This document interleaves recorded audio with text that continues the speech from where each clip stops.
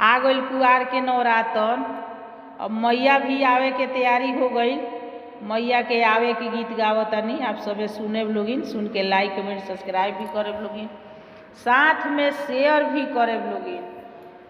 चढ़ते नवरातन, चढ़ते नवरातन, गूंजे लागल जय जयकार हो, कि अवतारी तीनों लोक से मैया हमार हो, कि अवतारी देवलोक से मैया हमार हो, कि अवतारी तीनों लोक से। ले लो पूजा के थाली अपना जे हाथ में, स्वागत कइल जाई हमनी के साथ में।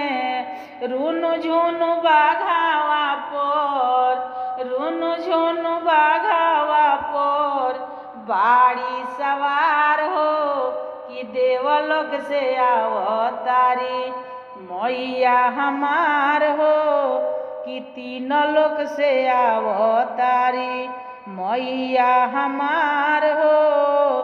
जब आई जात बावे पवन नवरात हो, साचो के रहे मगन दिनो रात हो। सभ्या के दी हैं, सभ्या के दी हैं जिंदगी सवार हो, कि अवतारी देवलोक से मैया हमार हो, कि अवतारी तीनों लोक से मैया हमार हो।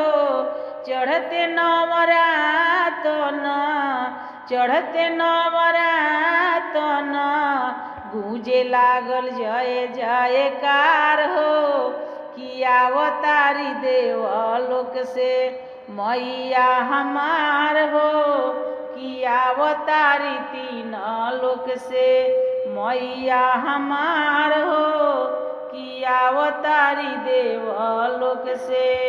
आप सभी के गाना सुनने के लिए धन्यवाद।